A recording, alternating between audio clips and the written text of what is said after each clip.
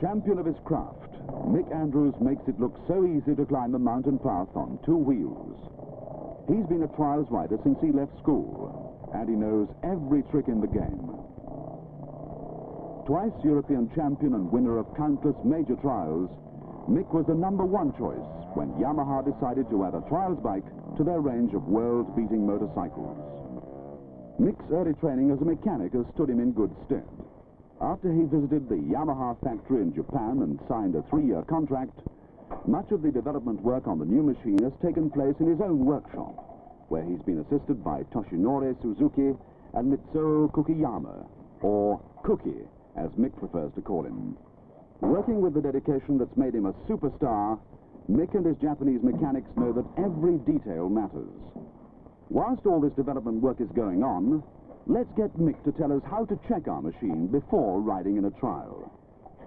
Well, when preparing the machine for a trial, I begin with the front brake, clean out the linings, check the front wheel bearings, check the tightness of the spokes, check all the cables, take out, clean, check the spark plug, clean out the carburetor bowl, take off the rear chain, clean and grease, check the rear suspension, the rear brake linings, the rear wheel bearings, the rear spokes, the swing arm bushes, and take out and clean the air filter and re-oil.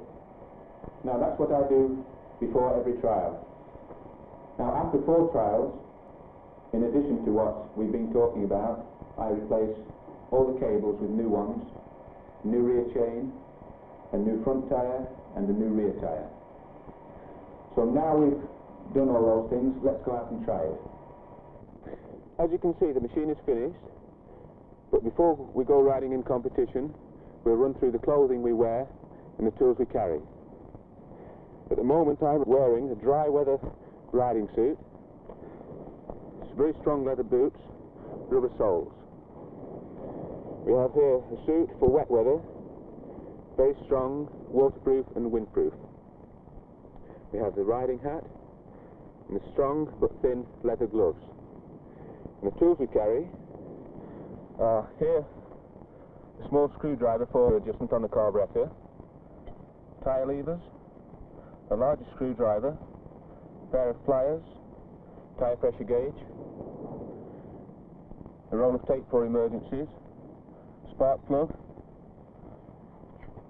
chain links, a bottle of puncture sealer, a plug spanner and screwdriver together, which also undoes the rear and front wheel nuts, adjustable spanner, a small spanner for the spokes, an Allen key, and a spare throttle cable. Now this is all the things I carry. As in all walks of life, practice makes perfect. So let's watch Mick on his favourite practice ground near his home in Derbyshire and absorb his technique. You'll first notice that Mick is standing on the footrests with his body nicely balanced between the wheels. This is one of the basic rules of trials riding. Balance is the keynote. Mick's hands rest lightly on the handlebars, but he keeps moving his body to keep the center of gravity in the right spot. See how the angle flexes constantly as he transfers his weight to suit the problems of the section. But of course, it's not just balance. As in all motorcycle sport, whether you're racing on the limit or tackling obstacles like rocks or tree roots, the secret of success is throttle control. There's a time for putting the power on and a time for taking it off. The handlebars are fairly high. This keeps the front wheel light and easy to lift over rocks. If the bars are too low, then too much weight is put on the front wheel. Here, throttle control and body lean combine to ease the bike up and over the rocks. Observe Mick's eyes looking just in front of the front wheel. The faster the section, the further ahead you look. Here's a view from footrest level. That front suspension is really working overtime.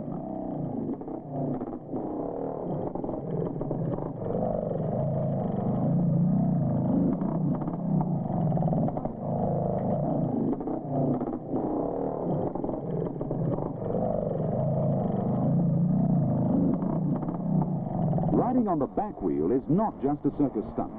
It has its uses.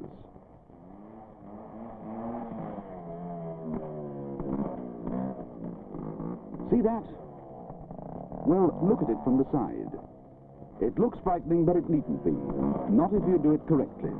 Let's slow Mick down and see how he does it. The answer is to lift the front wheel at the correct moment. Not too fast, but just right. Contact, and he's up and over.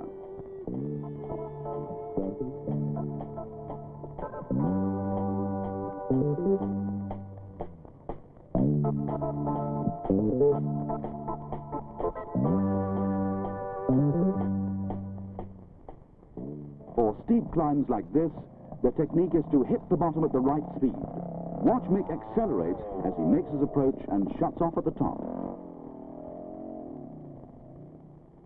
Once again, on a looser surface.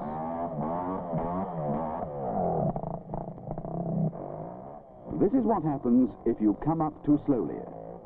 Too much throttle and up she comes.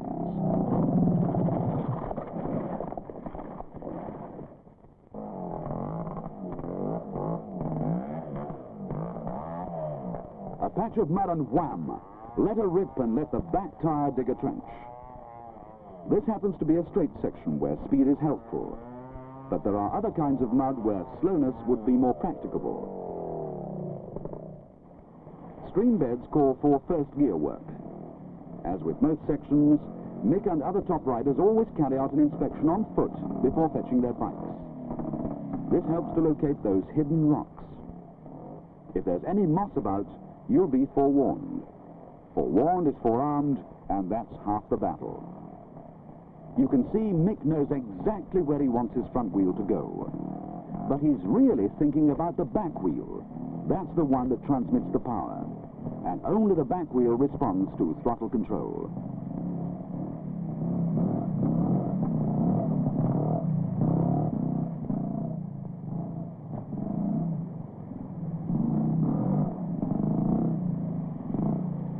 Sorry to disappoint you, but he doesn't go over the waterfall.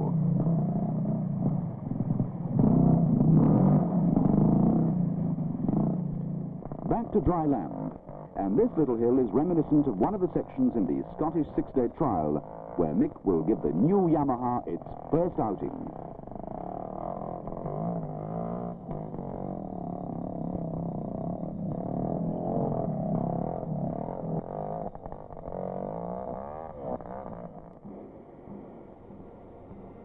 And now for the real thing. Edinburgh with its famous castle overlooking Princes Streets. Okay, here's Mick and a Yamaha transporter. Home of the organisers, the Edinburgh and District Motorcycle Club, Edinburgh's been the starting point of the Scottish six-day trial since 1901. Few can remember those early days, but most people know that the Scottish is the trial of all trials, attracting the world's most famous riders to the fair city of Old Reekie. Every year this event attracts more and more entries and more spectators, but this year has broken all records. The Corgi cattle market is a beehive of activity as riders arrive for the great Battle of the Highlands.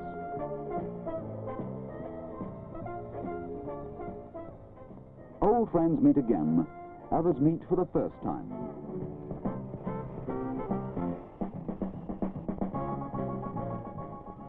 Nishiyama was the first Japanese rider to compete in the Scottish. Now he's back with two more enthusiasts from Japan. Another Honda. Peter Gaunt will ride this one. And yes, even the babies get a ride. Trials may be a man's sport, but the whole family joins in the fun. Trials riders are a friendly lot. Here's Mick enjoying a joke with some of his greatest rivals, Malcolm Rathmell and Martin Lampkin. Time now for scrutineering, and Mick presents the Yamaha to be examined. Parts of the machine are marked so that they can't be renewed if damaged. You can change tires and chains, but parts like a rear suspension damper must last the whole week.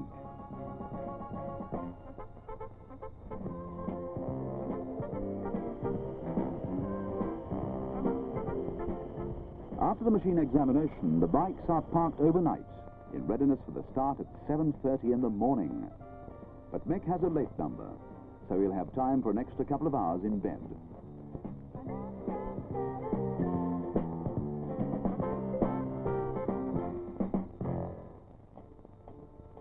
Monday morning, and Mick, only the second man ever to have scored 3 successive wins in the Scottish, gets ready for the off.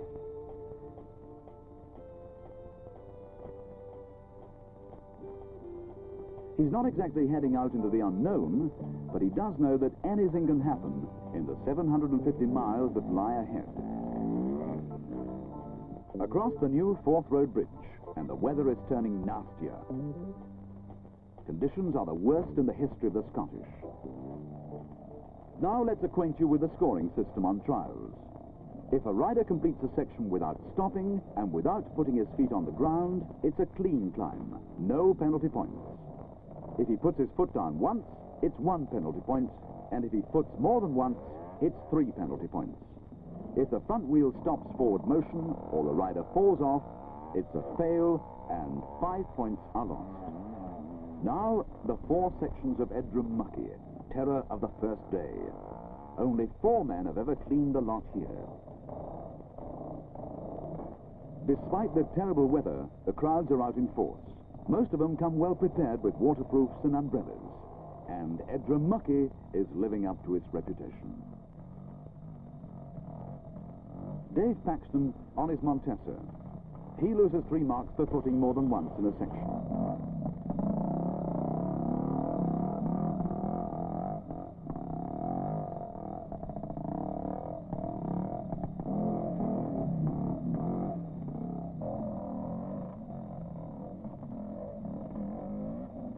Bob Moore drops his Suzuki and loses 5 for a failure.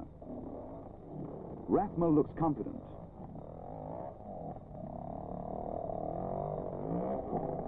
He finds grip on the slippery rock slabs.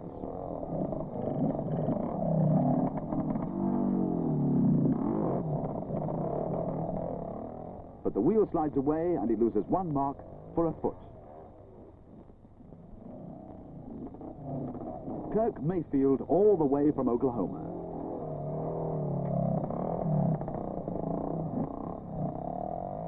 Here's one of our Japanese friends.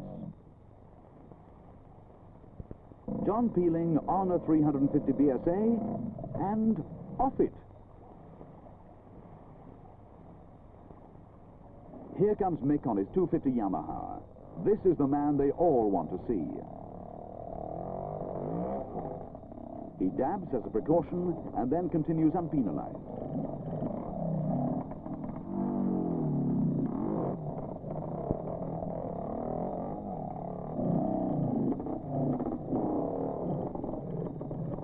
A really good ride for Mick. He put a foot wrong, but that single mark was all he lost in the day to make him joint first-day leader. Not a bad start for his first Scottish on the new Yamaha.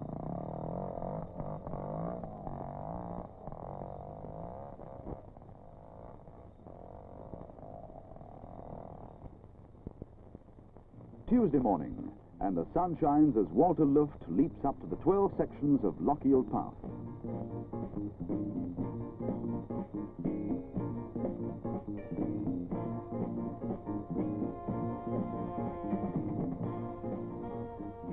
Mick and one of the Spanish boys communicate by signs. Before watching one of the local boys, Roger Mount, tackle the section on his 125 Dalesman.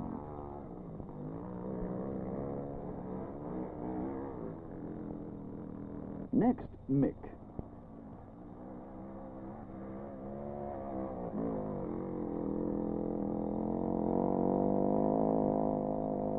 And a good ride is ruined by the bank collapsing. So what would have been 1 mark becomes 5 for a complete stop.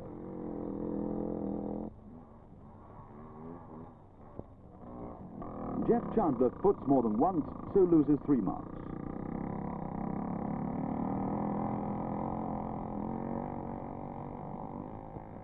Upwards past snow-capped peaks to Blackwater, one of the most difficult hills in the trial. And Roger Bickham will have plenty to tell the folks back home in the States. Mark Kemp struggles up on the 450 Kawasaki.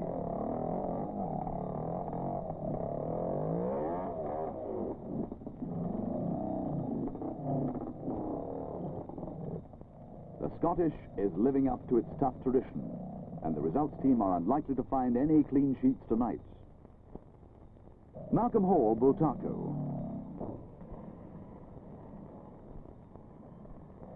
Mick Andrews displays his powers of concentration.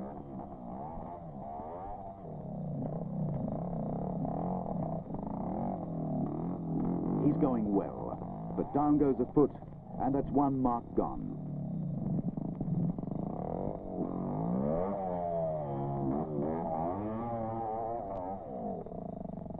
There goes another, but he gets through with steadying prods in each of the remaining sections.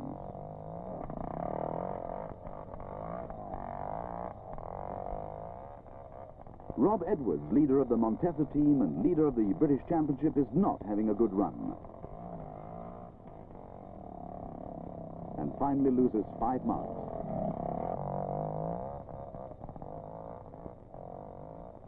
Manzawa from Japan puts by. And Narita of the Clean Riders Club is enjoying every minute, even if he's far from being clean. The fight for the lead is still very close, with only 3 marks separating Evertson, Rathmell, Andrews and Thorpe. Wednesday starts with Ben Nevis and then moves on to the 8 sections at Braddy Lake. That waterfall's as steep as it looks, but Rathmell splashes up regardless.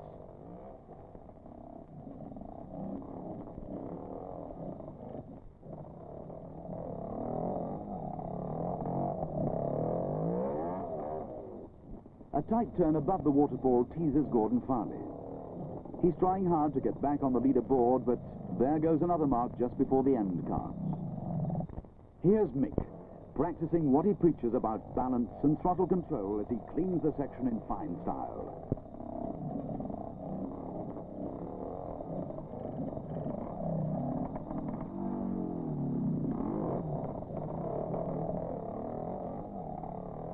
Let's follow him through all the sections.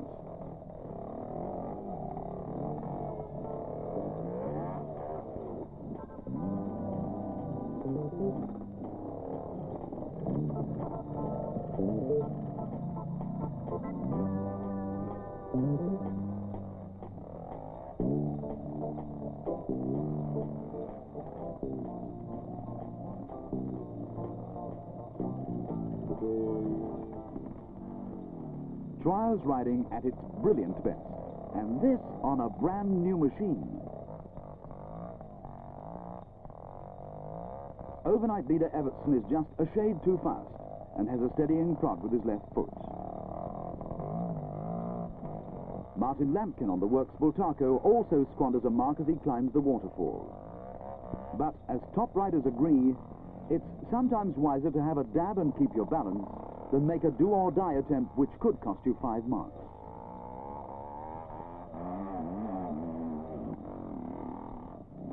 John Knight from London goes up on one wheel.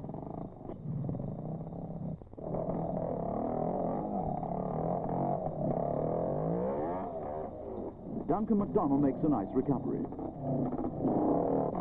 Many marks are lost here.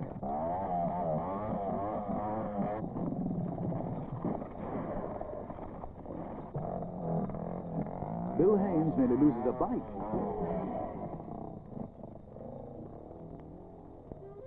Back down the mountain to Kinlochleven and the lunch control.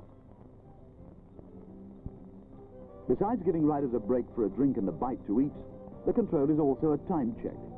If a rider is late, he forfeits a mark a minute.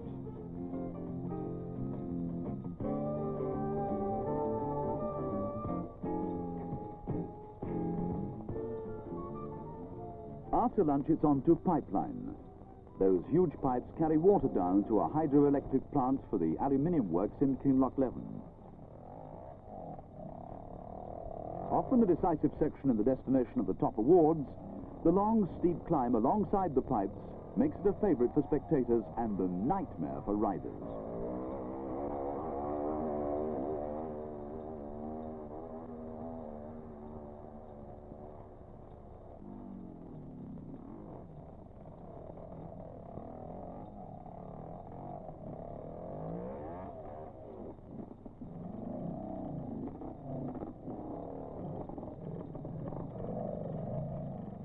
To reach the top is an achievement guaranteed to be rewarded by applause from the crowds. Here comes Mick. He's trying hard. His efforts show just how difficult the section is.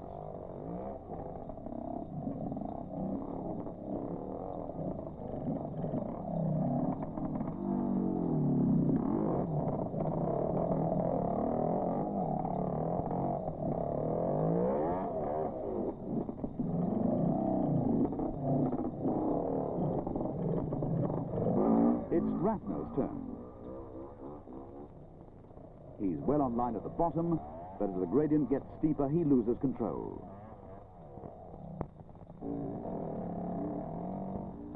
Crash!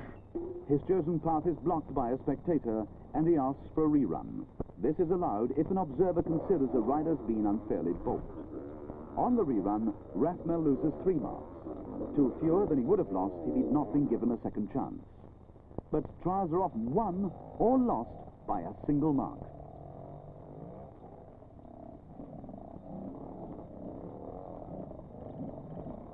Now, watch this for a superhuman effort.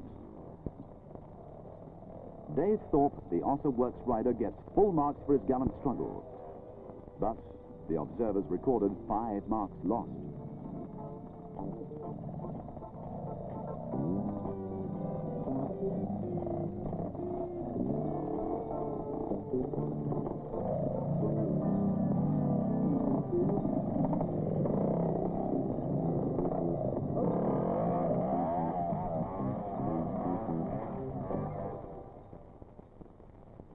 Halfway stage of the trial, and the riders have already clocked up 400 punishing miles, and there's just as much to come. The 4th day takes riders to the Moydart Peninsula, where the first section is Camp Hill. Mick Andrews was the first to succeed here today, and Peter Gaunt, by far the best of the 5 riders on 4 strokes in the trial, becomes the second.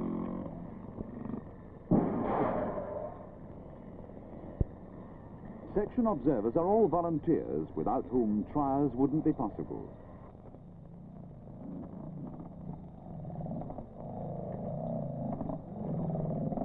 Bill Wilkinson throws his bike out to make sure of a 3. Here, looking more comfortable, Bill climbs the Devil's Staircase on the afternoon run. This famous hill was once notorious, but thanks to the terrific improvement of present-day machines, its name has grown more fearsome than its bite.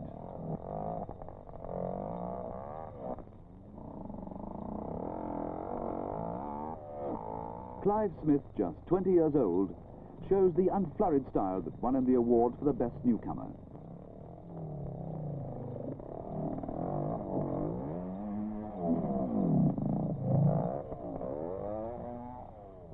Mick follows him up.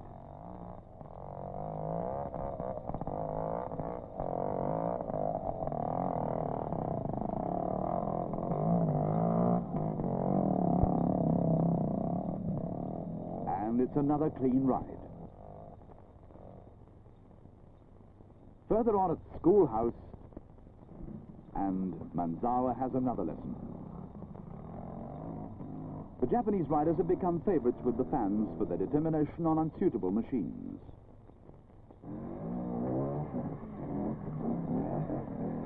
Back in his old riding suit, Dave Thorpe controls a sliding back wheel with a hefty prod from his left foot. From here, it's back to Fort William. Mick has lost only 2 marks today. It's the best ride of the week, and now he's first on the leaderboard. Friday starts with another trip across peat bogs. Nick Jeffries takes a bow. Hosey gets stuck into it.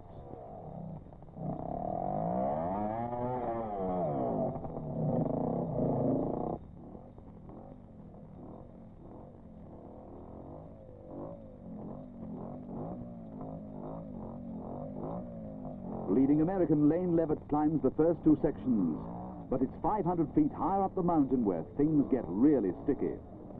These 7 sections are called Lita Bothian. In Gaelic, that means Valley of the White Cow. Ex-paratrooper Jack Galloway finds his bike a bit of a cow tacky. Underneath the slippery topsoil is a cobbled path laid by German prisoners during World War I. This makes wheel grip a rare commodity. The crisp mountain air is tinged with the smell of burning rubber, and even experts like Edwards find it impossible to get traction.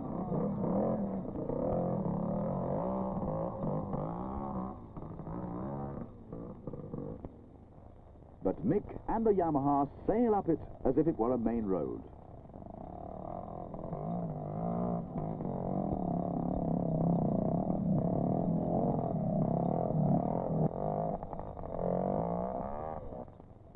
Back home to Fort William, and a section in the town centre called Town Hall Bray.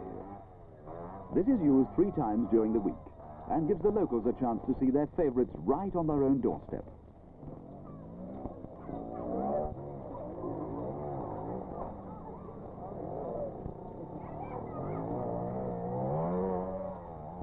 Despite the appalling weather, spectators are again out in full force.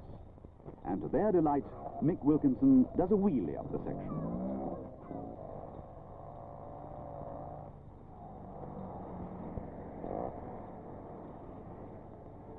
Every night, riders must check in, have their times checked and their cards marked.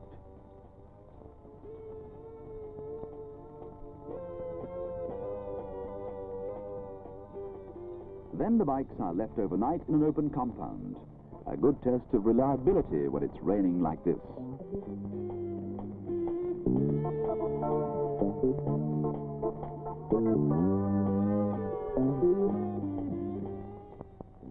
The strain is etched on the riders' faces as they discuss the day's sections before returning to their hotels for a nice hot bath.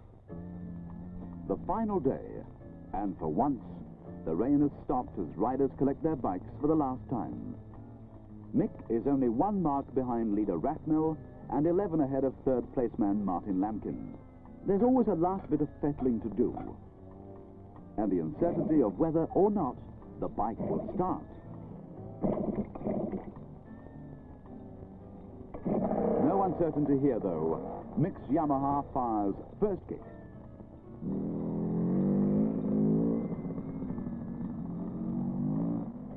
Watched by Rathmell, who looks calm and confident, Mick sets off on the road back to Edinburgh, knowing that it's going to be a duel to the finish. Down the main street of Fort William for the last time. From here, it's through the famous pass of Glencoe to the misty heights of Accolade.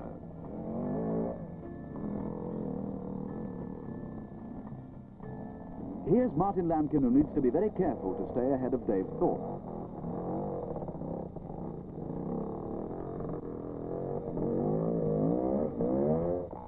And now Mick.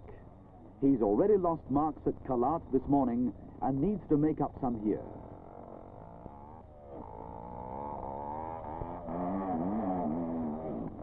A long, twisting climb, but Mick and the Yamaha are equal to it. He's clean, and now comes Rathmell.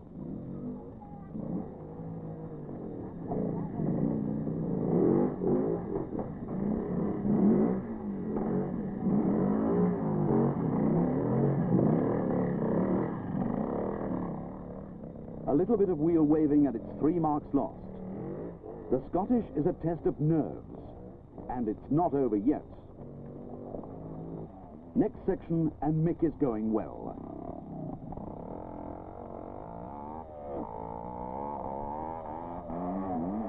But a loose boulder knocks him off course, and he needs to foot twice.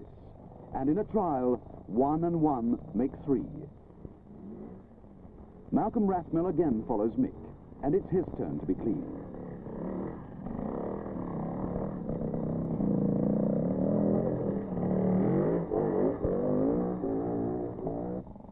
The final section, and Mick finishes as he started with a textbook performance.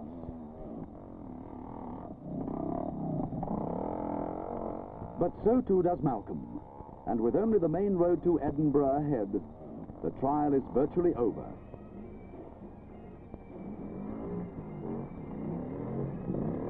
Into Edinburgh and Blackford Hill for the finish.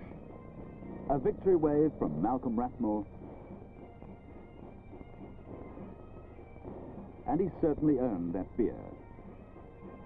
Here's Mick, second place on a brand new machine. 6 days of punishment in the world's toughest trial.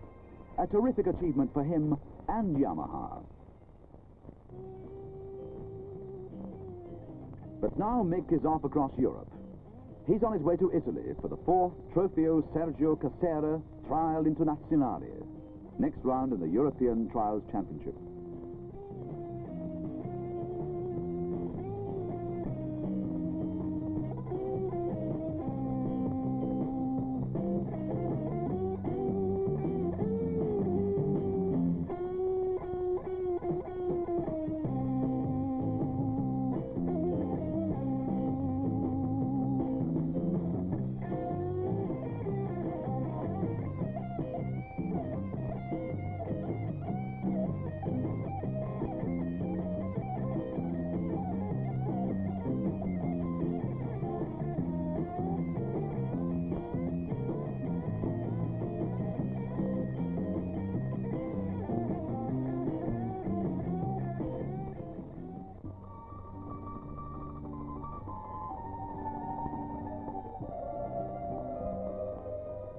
Bergamo in northern Italy.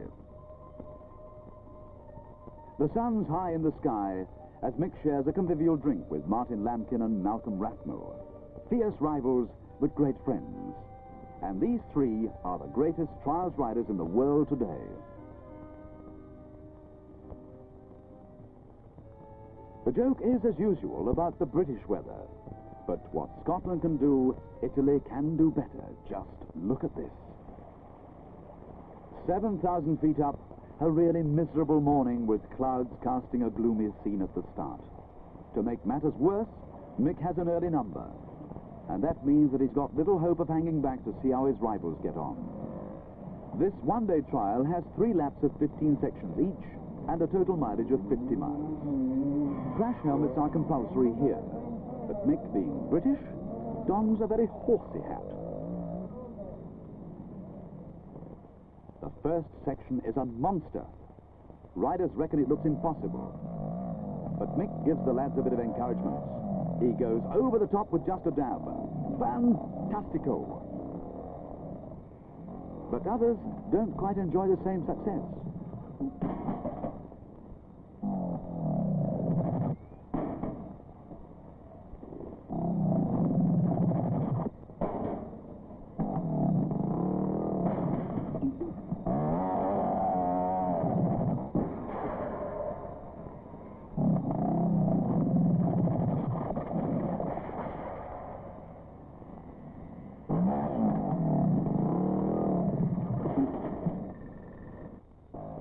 Malcolm Rathmell tries to better Mick's efforts, but he also loses 5 marks. Charles Coutard, the French champion, parts with 5 marks, but at least he gets over. Now watch Edwards. He keeps his feet on the pegs and he's clean. Yes, he's every reason to look happy.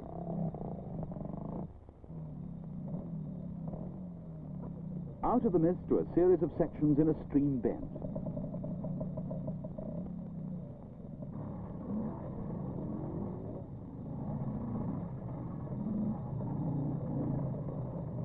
Spanish ace Francesco Pear doesn't quite make it and stops at the end.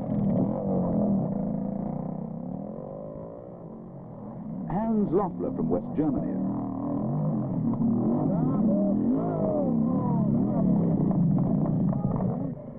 Now Mick keeps up the good work. Many people thought it would take him a long time to get accustomed to his new machine, but he's proving them wrong. Christian Rea from France, also on a Yamaha. Down points the arrow, and down goes Antonio Aredo. It's amazing how much punishment a trials bike will stand. Mick gets another clean. He stops to have his card punched in the appropriate column, and has a cheerful grin for our cameraman before pressing on to the misty heights of Monte Avaro. And And that, would you believe, is our camera car sinking slowly in the west.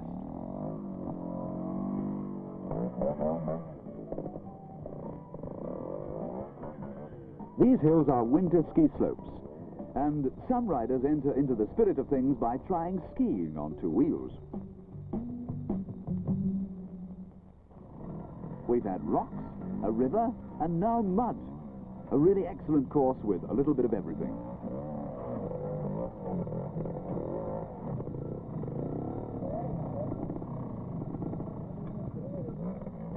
Bonganini from the Jolly Motor Club of Turin.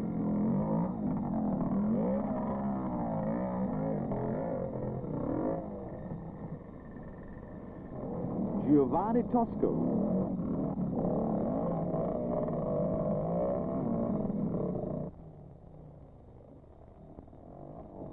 Mick Andrews chalks up yet another clean.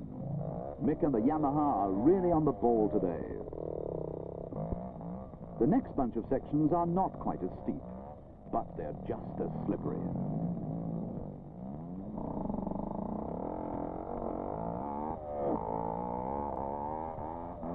Remo Sappi loses 5 on his Spanish Montesa. Italian bikes are conspicuous by their absence.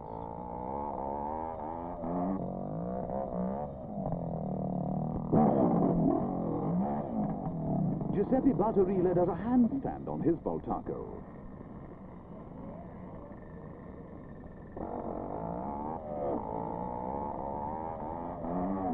Giovanni Boracci has more luck. He stops, but his front wheel spindle is out of the section, and that's what matters. Mick again.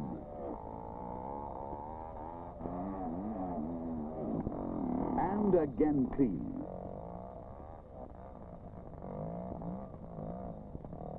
Down the mountainside, Mick leads his admirers to the final section.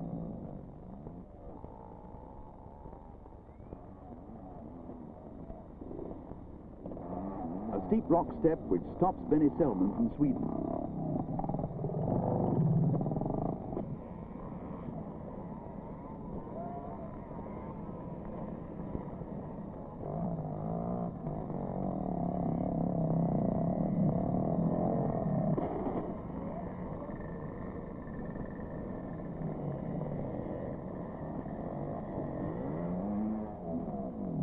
Vico doesn't like the look of it.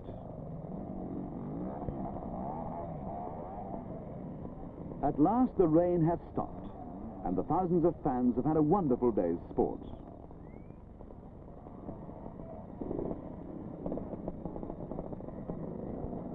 Giulione Di Domenici goes outside the section and shifts the tape.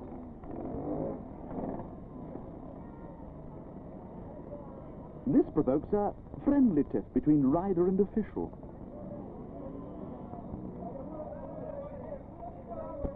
It's all part of the fun and games here in Italy. There's no way round the end of the section.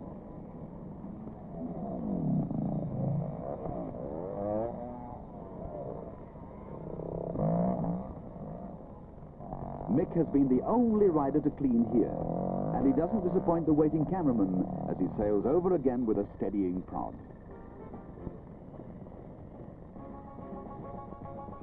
A fantastic ride. Now the tension mounts as the final results are worked out.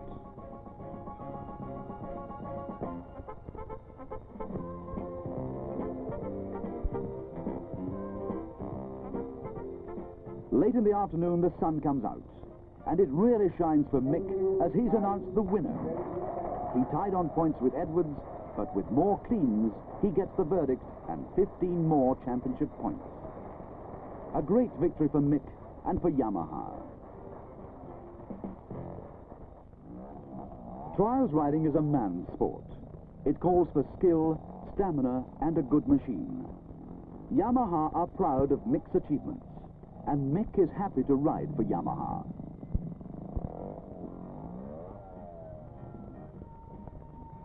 Trials are booming the world over, and for Yamaha, the development of a trials machine marks the beginning of a new era.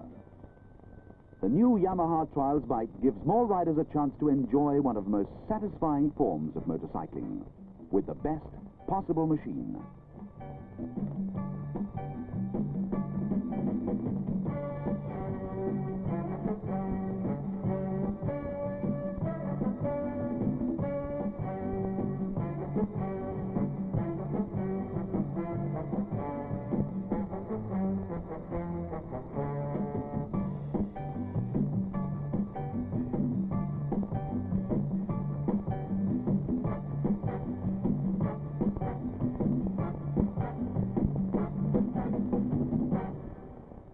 Someday, you'll own a Yamaha.